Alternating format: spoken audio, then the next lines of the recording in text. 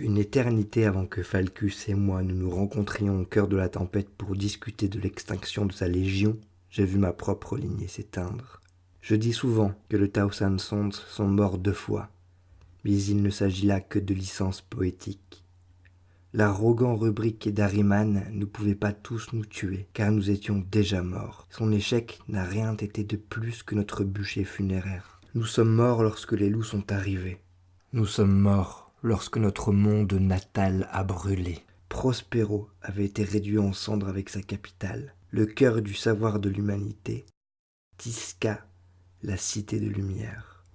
Imaginez, si vous le voulez, un horizon fait de pyramides de verre, conçu pour honorer la beauté du ciel, réfléchir la lumière du soleil et la transformer en un flambeau visible depuis l'espace. Visualisez ces pyramides, des ruches d'habitation abritant une population dédiée à la préservation des connaissances glanées à travers toute la galaxie. Au sommet de ces pyramides, des observatoires tournés vers les étoiles et des laboratoires consacrés à la recherche dans les domaines de la sorcellerie et la divination.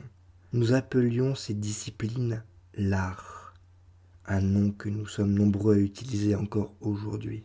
C'était ainsi qu'était Tisca, la véritable Tisca, un paradis de paix et de savoir, pas le simulacre grotesque qui existe aujourd'hui sur Sortiarus. Nous n'étions pas innocents, cependant. Cela n'a jamais été le cas. Même aujourd'hui, Sortiarus est la demeure de ces Tausan Sons qui se lamentent sur leur destin, hurlant depuis les hauteurs de la tour des Cyclopes à quel point ils ont été trahis, qu'ils n'auraient jamais pu savoir que le jugement viendrait s'abattre sur eux. Mais nous aurions dû savoir. Les excuses pathétiques et les gémissements ne changeront jamais la vérité.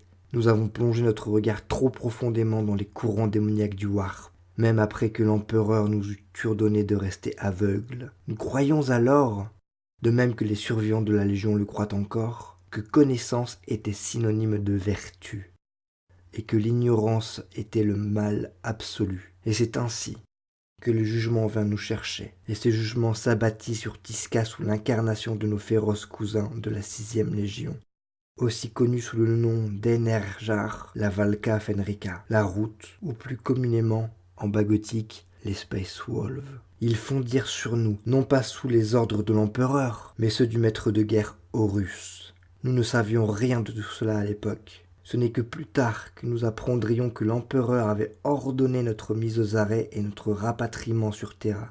Mais c'est Horus, profitant de la confusion d'une guerre qui n'avait pas encore vraiment débuté, qui s'assura que notre punition se transforme en exécution. Il voulait que nous, les survivants, nous rallions à lui et tournions le dos à l'empereur, acculés que nous étions.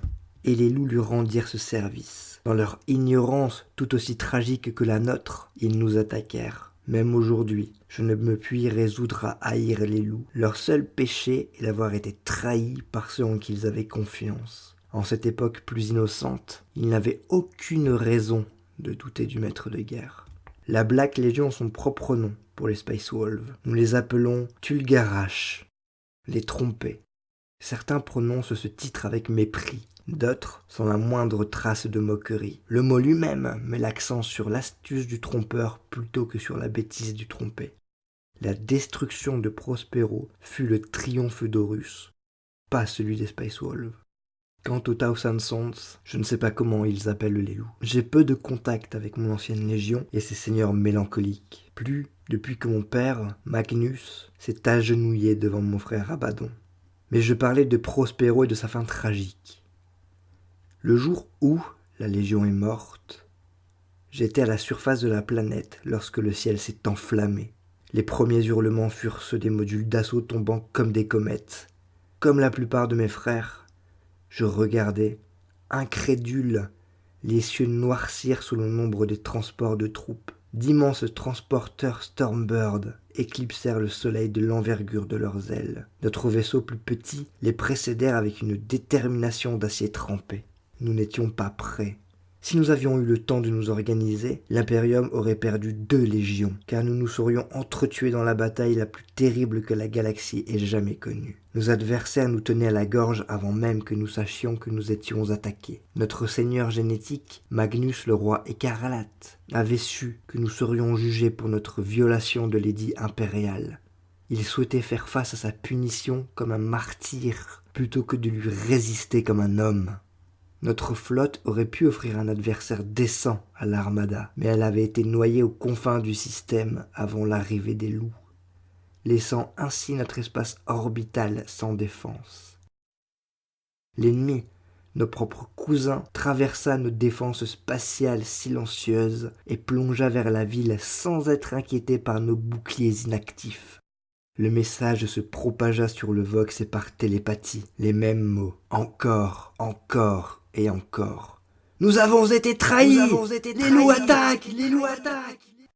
Je n'entrerai pas dans le débat philosophique de savoir si les Tausan Sons méritaient ou pas d'être mis à mort, mais j'ai appris ce jour-là ce que c'était que d'être rendu orphelin par la guerre, privé de sa lignée et de sa fraternité. Alors, peut-être est-ce là la raison pour laquelle j'ai décidé d'apporter mon soutien à Falcus. Pouvoir aider un homme que je respectais à affronter des épreuves auxquelles j'avais moi-même été confronté. Peut-être aussi me sentais-je seul à bord de mon vaisseau fantôme, entouré d'âmes trop ravagées pour se souvenir de notre passé commun. Et ai-je vu là une chance de me battre aux côtés d'un frère méritant ma confiance? Peut-être la résurrection d'Horus était-elle une abomination que je ne pouvais ni tolérer ni risquer. Peut-être voulais-je le vaisseau amiral des 9 légions pour moi tout seul. Amenez-le-moi. Plusieurs guerriers firent leur entrée par des couloirs latéraux, leur démarche assurée malgré leurs armures Terminator, témoignant de leur entraînement en gravité restreinte. Ils étaient l'élite du clan guerrier des Sons of Horus. Les 5 soldats escortaient un autre guerrier, aux mains attachées dans le dos par des menottes magnétiques. Des lettres dorées, minuscules et précises, recouvraient son armure rouge.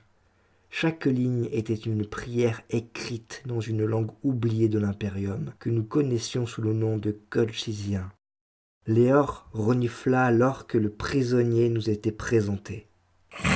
« Je ne m'attendais pas à ça, je dois avouer. » Moi non plus.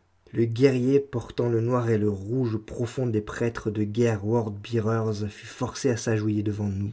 Son casque était une antiquité d'une couleur bronze sale. L'une de ses lentilles oculaires avait une teinte émeraude, l'autre était aussi bleue qu'un saphir Terran. Je me demandais ce que cela signifiait. « Est-ce là un cadeau ?» demanda Léor. « Ou bien un jouet pour la gardienne de sang de Caillon ?»« Attends, » répondit Falcus, « tu vas voir. » Je pouvais sentir le mépris de Léor pour le prisonnier. Quant à moi, je caressais de mes sens l'esprit du Worldbearer et me heurtais à une barrière fort solide. Un esprit discipliné, cela était certain, et possédant un fort potentiel psychique, mais sans entraînement. Lâche, brut, il n'était pas né avec le 6e sens. Il l'avait développé et les marées fertiles du grand œil avaient fait le reste. « Nous attendons, » dit Léor. Nous sentîmes tous le changement. Léor leva les yeux et sa main alla vers la hache attachée dans son dos. Falcus transmit un ordre sur le Vox, et ses guerriers levèrent leurs bolters, prêts à affronter une menace encore invisible. Je sentis un murmure envahir la pièce. Une présence, comme l'intuition que l'on peut avoir d'un mouvement, même avec les yeux fermés. Mécari et Jedor levèrent leurs armes, en écho aux hommes de Falcus. Ma louve grogna depuis les ombres où elle était tapie. « Quelque chose vient !» me prévient-elle. Ou quelqu'un. Il n'y eut pas d'apparition soudaine au cœur d'un torrent d'énergie, ni de matérialisation accompagnée d'un mouvement d'air comme lors d'une téléportation. Alors que nous avions tous les 3 les yeux rivés sur le captif et que nos hommes avaient leurs bolters braqués sur lui, le corps du capitaine avachi sur le trône de commandement se mit debout. Les boucles de son harnais de sécurité à moitié pourri se rompirent dans un claquement. Léor et moi nous retournâmes d'un même geste. Mécari et Jedor pointèrent leurs bolters sur le cadavre qui venait de se lever. La lame de ma hache crépita d'énergie lorsque je l'activai, et l'épée tronçonneuse de Léor prit vie. menaçante malgré le silence imposé par le vide spatial dans lequel nous nous trouvions. Le cadavre de l'officier Son of Horus ne montra aucun signe d'hostilité. Il ne portait pas d'armes et était vêtu d'une armure MKV fort inesthétique, une relique de l'époque de l'hérésie maintes fois réparée à la hâte sur le champ de bataille. Il se tint là et nous regarda, alors que nous pointions nos armes vers sa tête décharnée. Sur son épaulette, le symbole de l'œil typique de sa légion était à moitié recouvert de givre. Je ne peux pas imaginer de vivre sans mon sixième sens, car mon talent m'est apparu lorsque j'étais encore tout jeune. Il m'est difficile de comprendre ce que cela doit faire que de regarder quelqu'un ou de s'adresser à un autre guerrier sans pouvoir lire le flot d'émotions se cachant derrière ses actes et ses paroles. La silhouette sur le trône n'avait été qu'un cadavre privé de toute pensée ou activité synaptique. C'est la raison pour laquelle je n'avais rien ressenti en entrant dans la pièce. Il n'y avait rien à ressentir. Pas d'esprit, pas de vie, rien. Et pourtant, il se tenait là. Les subtils mouvements d'une essence me titillaient. Je pouvais en sentir la proximité, mais ces détails m'échappaient. Un grésillement vint se greffer sur notre canal Vox. Comment cela était-il possible ? Frère. La voix était un sifflement maladif. Mes frères.